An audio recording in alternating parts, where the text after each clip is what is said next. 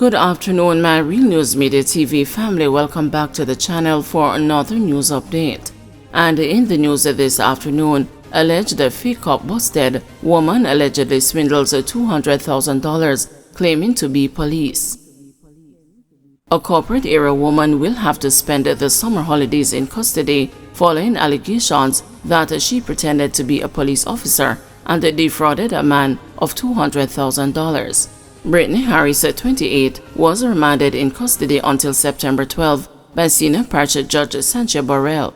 Brief allegations shared on Tuesday in the Kingston and the St. Andrew Parish Court stated that Harris contacted the complainant, identifying herself as a cop, and that she was able to assist him in getting his 2014 Toyota Fielder back in his possession. However, her assistance came with a fee, which required the complainant to transfer $200,000 to Harris's bank account. The court heard that the complainant made the transfer.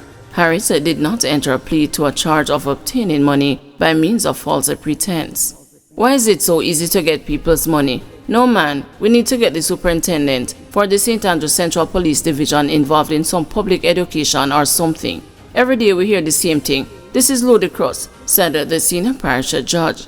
Harris appeared before the court last year, facing allegations that she collected $2.42 million from a male complainant while pretending to be the owner of a 2016 Mercedes-Benz.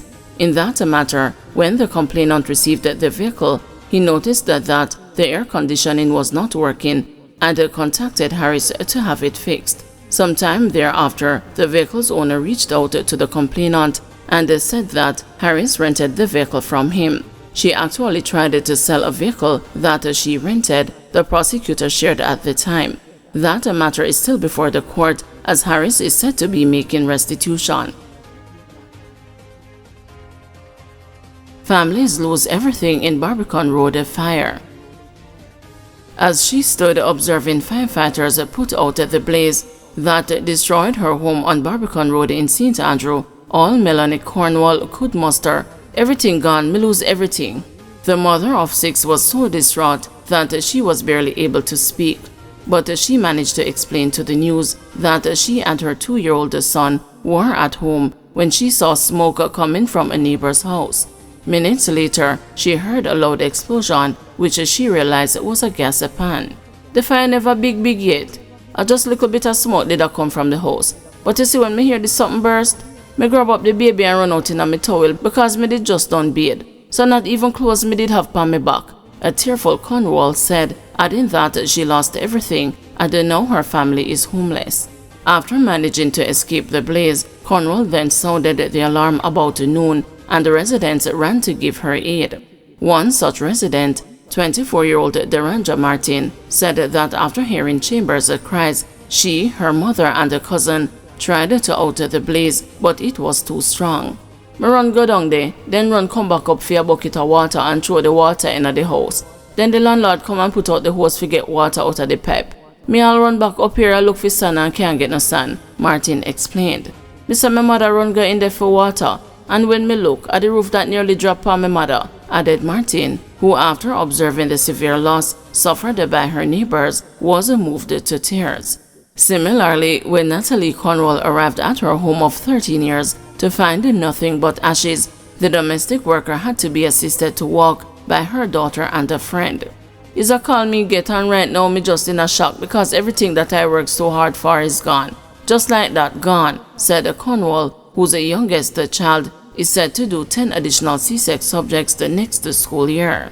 "Everything for her gone, her books, her uniform, nothing no leave, and she's supposed to go back to school September, where they're right round the corner. Right now I just don't know what to do," said Cornwall as she once again began to break down. According to the Jamaica Fire Brigade's operations manager, Superintendent Valerie Dixon, 13 people, 7 adults and 6 children were displaced by the fire. She also told the news that the dwelling, which had a restaurant at the front and multiple homes behind it, was completely destroyed. The cause of the fire is yet to be determined. However, multiple residents theorize that the fire may have been caused by a candle left unattended because power is yet to be restored to the community following the passage of Hurricane Beryl last Wednesday. Woman beaten for rubbish. An argument stemming from garbage disposal has resulted in a 34-year-old call center worker being remanded in custody until October. Nicole Authors pleaded guilty to unlawful wounding before Senior Parish Judge Sanchez Burrell on Tuesday. The complainant, who limped into the courtroom, said the injury was caused by the brutal force expelled on her by Authors, who used a piece of plyboard to beat her all over her body. The complainant, who is a hairdresser, stated that on June 28, she discarded her garbage in a bin located in her yard. Shortly after that, she saw the garbage in front of her doorway. "Him is the only man in the yard, and from ever since, him have a problem with me. All of a sudden, he moved the rubbish bin from where it is, and when me throw the rubbish in there, him say, 'Big idiot girl, you know hear me say no throw no rubbish in there.' And me say, 'You can't stop me,'" the complainant related. An argument developed between the neighbors, and the complainant walked away. However, she felt a blow to her back and was then beaten all over her body. "Did you inflict injuries on the lady using a piece of plyboard? Why though?" the senior judge probed. "Yes, Your Honor, because she spat in my face," Authors responded. "She spat in your face like she a go hawk too, or she was talking and spit fly out her mouth," Burrell probed further. "She go hawk too," the defendant responded. "Oh, okay, you didn't have any spit to spit back on her? I mean, it should be spit for spit. She spat on you, and you used a piece of board and pulverized her. That was an extreme reaction, don't you think?" the judge said. Authors, who has been employed to a call center for 2 years, was remanded in custody until October 23, when he is to be sentenced. He was made the subject of a fingerprint order, and a social inquiry report was also requested by the judge. A bail application is expected to be heard before that date, as the judge indicated that she was demanded to offer the defendant bail with a condition. "I don't understand why you would throw away your future by reacting so badly. Let us say that it is true, that she spat on you. Why would you react so ignorantly? I would consider bail for him, but I need him to live elsewhere. I need him out of the community," the judge said. Guys, thank you for watching. See you this evening at 6 p.m. for another news update.